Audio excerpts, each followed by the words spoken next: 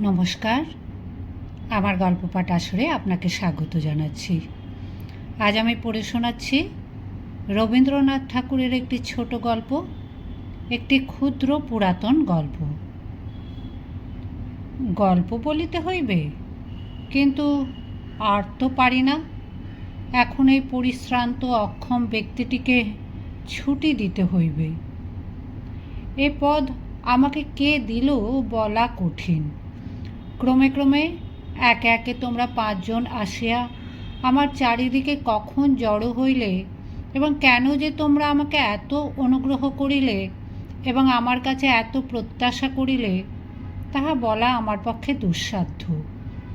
অবশ্যই সে তোমাদের নিজ গুণে।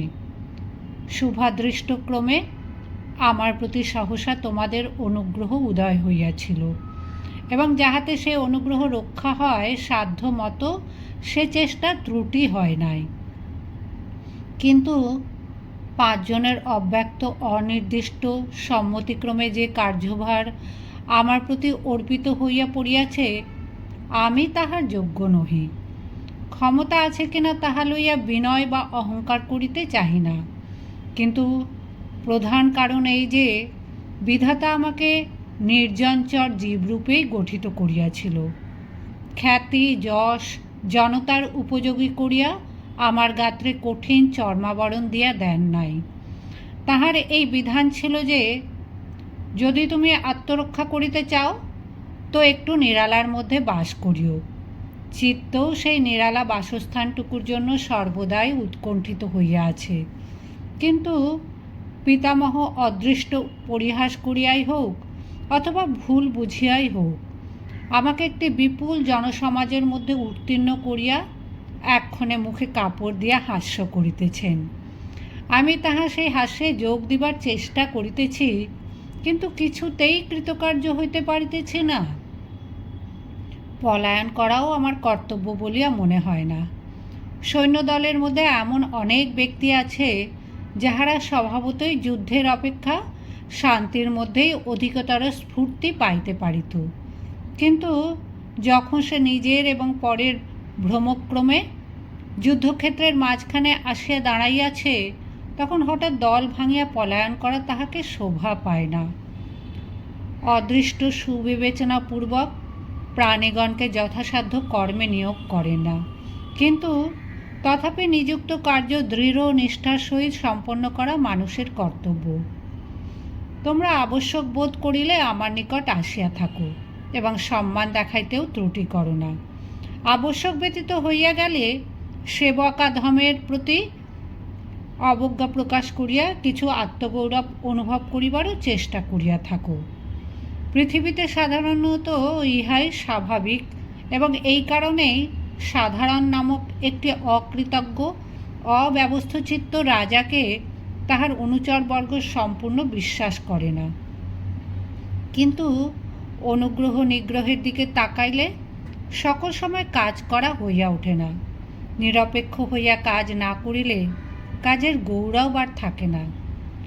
অতএব যদি কিছু শুনিতে ইচ্ছা করিয়া আসিয়া থাকো তো কিছু শুনাইব। শ্রান্তি মানিব না এবং উৎসাহেরও প্রত্যাশা করিব না। আজ কিন্তু অতি ক্ষুদ্র এবং পৃথিবীর অত্যন্ত পুরাতন একটি গল্প মনে পড়িতেছে। মনোহর না হইলেও সংক্ষেপবশত শুনিতে ধৈর্যচ্যুতি না হইবার সম্ভাবনা। পৃথিবীতে একটি মহানদীর তীরে একটি মহারণ্য ছিল। সেই অরণ্যে এবং সেই নদী তীরে এক কাঠঠোকরা এবং একটি কাদা খোঁচা পক্ষী বাস করিত।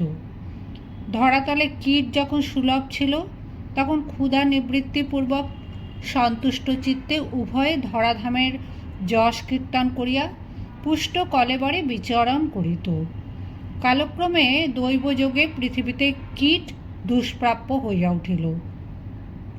তখন নদী তীরস্থ কাদা খোঁচা শাখাসীন কাঠঠোকরাকে কহিল, ভাই কাঠঠোকরা, বাহির হইতে অনেকের নিকট এই পৃথিবী নবীন শ্যামল সুন্দর বলিয়া মনে হয়, কিন্তু আমি দেখিতেছি ইহা আদ্যপান্ত জীর্ণ।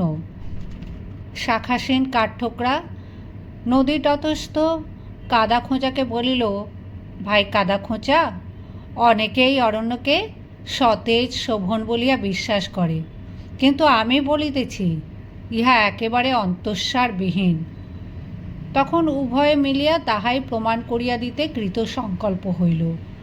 কাদাখোঁচা নদী তীরে লম্ফ দিয়া পৃথিবীর কোমল কর্দমে অনবরত চঞ্চু বিদ্ধ করিয়া বসুন্ধরার জীর্ণতা নির্দেশ করিতে লাগিল, এবং কাঠঠোকরা বনস্পতির কঠিন শাখায় বারংবার চঞ্চু আঘাত করিয়া অরণ্যের অন্তঃশূন্যতা প্রচার করিতে প্রবৃত্ত হইল। বিধি বিড়ম্বনায় উক্ত দুই অধ্যবসায়ী পক্ষী সঙ্গীতবিদ্যায় বঞ্চিত।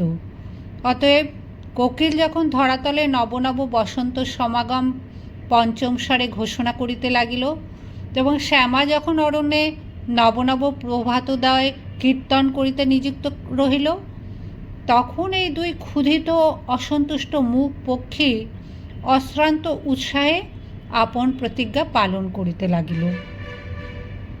এই গল্প তোমাদের ভালো লাগিল না? ভালো লাগিবার কথাও নহে, কিন্তু ইহার সর্বাপেক্ষা মহৎ গুণ এই যে 5-7 প্যারাগ্রাফেই সম্পূর্ণ। এই গল্পটা যে পুরাতন তাহাও তোমাদের মনে হইতেছে না?